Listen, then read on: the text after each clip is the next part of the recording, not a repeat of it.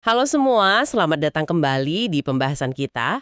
Nah, hari ini kita mau ngulik lebih dalam nih, bab 4 dari buku Innovation Generation, karya Roberta Bines. Judulnya aja udah bikin mikir.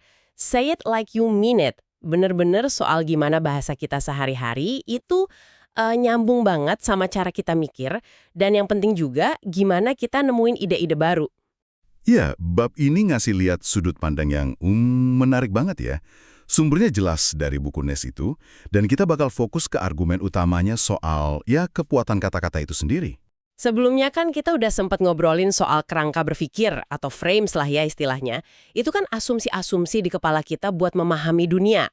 Nah, bab 4 ini kayak ngasih kunci berikutnya gitu. Gimana bahasa, terutama metafora, itu bukan cuma pantulan frames kita, tapi juga alat buat ngertiin, bahkan mungkin buat ngubahnya. Penting banget ini kayaknya, buat inovasi ya nggak sih? Penting banget. Jadi, misi kita sekarang ini ya, bukan cuma ngelihat kata-kata sebagai alat ngomong biasa, tapi benar-benar sebagai sesuatu yang ngebentuk realitas kita. Kita coba bongkar nih, gimana pilihan kata kita, sadar atau enggak, itu ikut ngebangun keyakinan kita, cara kita lihat masalah, lihat peluang. Pernah nggak sih Anda gitu ya, lagi mikir terus sadar, wah cara gue ngomongin masalah ini kok malah bikin gue tambah stuck ya? Nah, ini ada kaitannya nih sama hipotesis Sapir-Whorf yang lumayan terkenal itu. Katanya kan, bahasa itu ngaruh ke cara kita mandang dunia. Yuk kita mulai bedah nih. Inti argumen di bab ini kan soal hubungan dua arah ya, antara bahasa sama frames itu. Tepat. Jadi kayak ada siklus gitu. Frames kita, kerangka pikir kita, itu ngaruh ke bahasa yang kita pilih. Nah, sebaliknya, bahasa yang kita pakai terus-terusan itu, ya juga bakal nguatin dan ngelanggengin frames itu. Kayak, simbiosis mutualisme gitulah. Contoh yang di buku soal lebih besar lebih baik atau bigger is better itu kayaknya gampang dipahami ya. Ungkapan ini kan sering banget kita dengar. Tapi ternyata artinya bisa, beda banget tergantung kacamata budaya atau frame yang kita pakai. Betul sekali.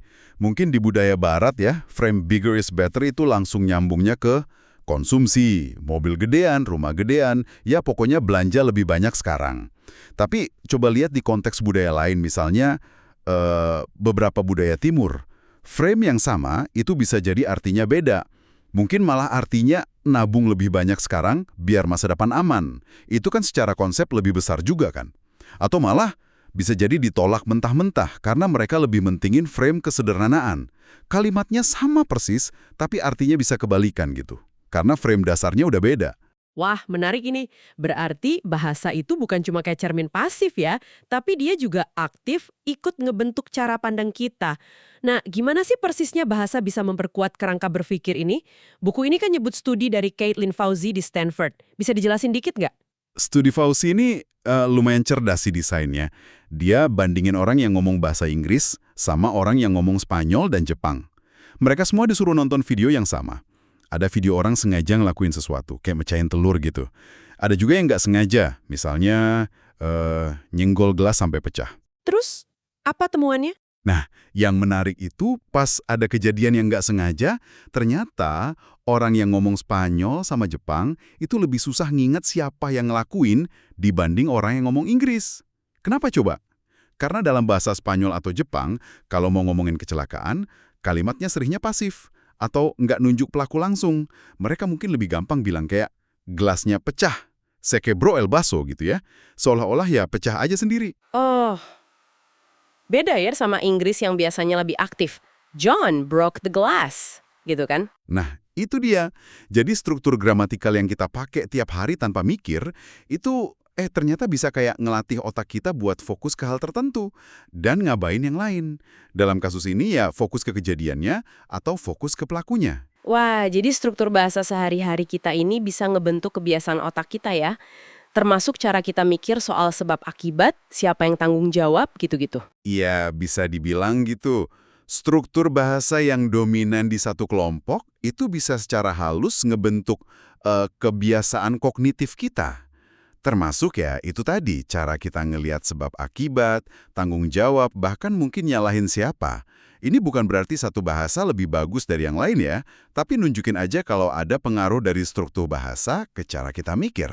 Jadi kalau kita sadar sama bias bahasa ini bisa jadi alat bantu juga dong ya.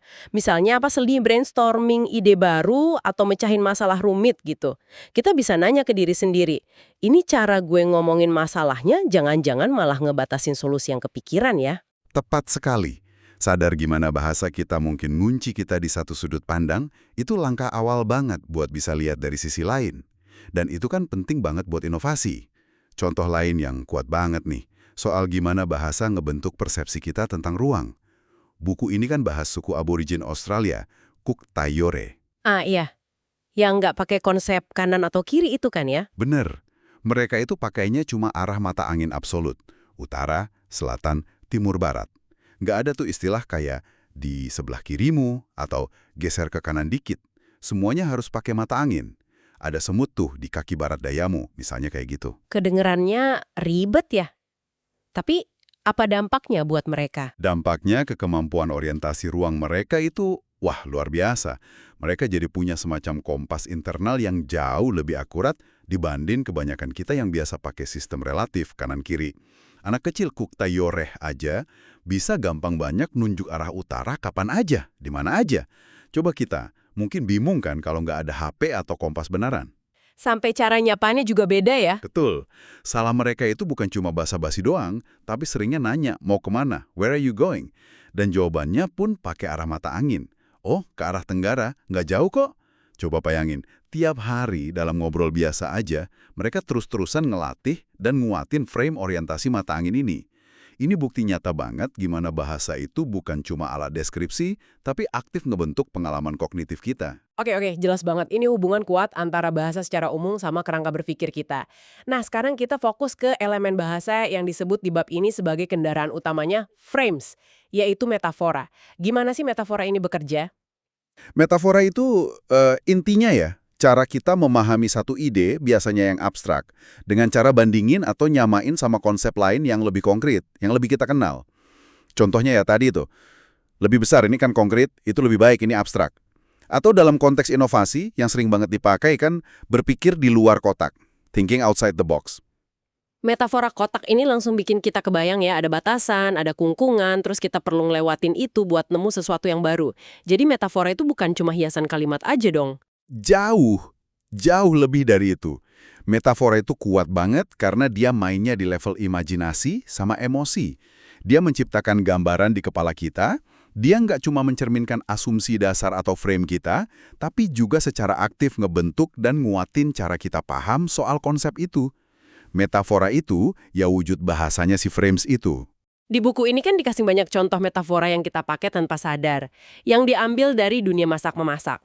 Ini menarik sih, nunjukin gimana satu area pengalaman konkret, ya masak, itu bisa kita pakai buat ngomongin banyak banget hal abstrak dalam hidup.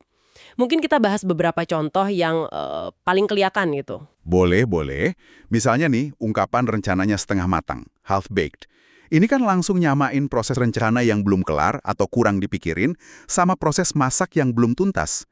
Frame yang muncul kan jadi, oh, ide atau rencana itu perlu dimasak sampai mateng biar bagus hasilnya. Ini menarik ya, frame memasak ini jadi bawa ekspektasi soal proses, soal waktu, soal hasil akhirnya, nanti matang atau malah gosong.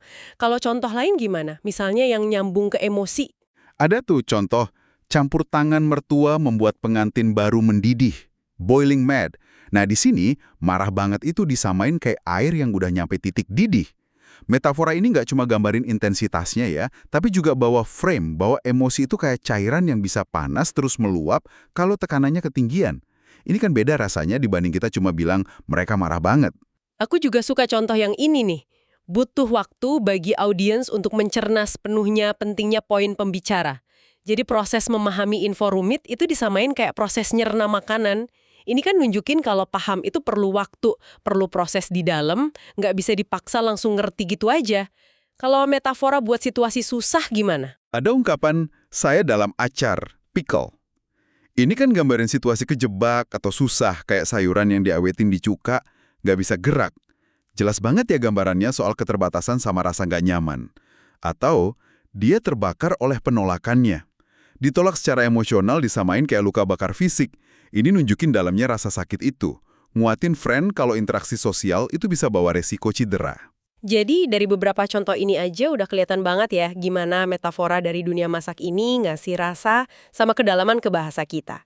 Dia nggak cuma deskripsiin, tapi juga bawa seluruh frame soal proses, transformasi, panas, hasil, bahkan bahaya. Persis. Dan ini kenapa metafora itu kuat banget.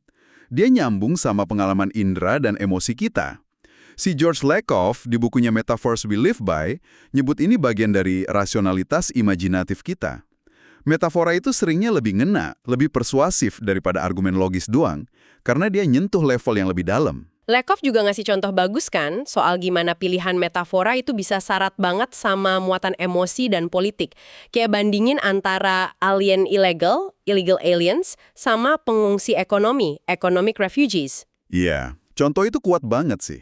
Secara fakta ya, dua istilah itu bisa aja nunjuk ke kelompok orang yang sama. Orang bukan warga negara yang masuk tanpa izin, seringnya karena alasan ekonomi. Tapi coba perhatiin deh, gambaran sama respon emosi yang muncul. Alien ilegal itu ngaktifin frame tentang sesuatu yang asing, mungkin bahaya, melanggar hukum. Jadi muncul rasa takut atau nggak suka. Sementara kalau pengungsi ekonomi, frame-nya jadi beda ya. Mungkin kebayangnya orang yang terpaksa ninggalin rumahnya karena susah, nyari perlindungan, atau hidup lebih baik. Jadi munculnya rasa kasihan, simpati, atau malah rasa wajib ngebantu. Tepat. Pilihan metafora di sini tuh bukan cuma milih kata, tapi milih frame yang secara dasar ngubah cara kita ngertiin situasi sama orang-orangnya. Ini nunjukin banget kekuatan metafora buat ngebentuk opini publik. Bahkan kebijakan. Dia nyentuh emosi dan ninggalin jejak kuat, seringnya tanpa kita sadari. Poin menarik lainnya nih, katanya satu konsep abstrak yang sama itu sering bisa digambarin pakai banyak metafora yang beda-beda. Ini kayak ngasih petunjuk ya, kalau frames kita itu sebenarnya nggak kaku-kaku amat. Contohnya konsep ide. Bener banget. Kita bisa ngomongin ide seolah-olah dia itu tanaman. Idenya akhirnya berbuah. Atau menyemai bibit ide. Ini bawa frame pertumbuhan organik, perlu waktu, perlu dirawat. Atau kita bisa ngomongin ide kayak makanan. Itu cuma ide setengah matang. Teori yang udah basi. Yuk kita kunyah dulu ide ini. Ini bawa frame soal konsumsi, nutrisi, kesegaran, atau malah kebosanan. Bisa juga ide kayak barang atau objek ya. Aku punya ide bagus, dia nyuri ideku.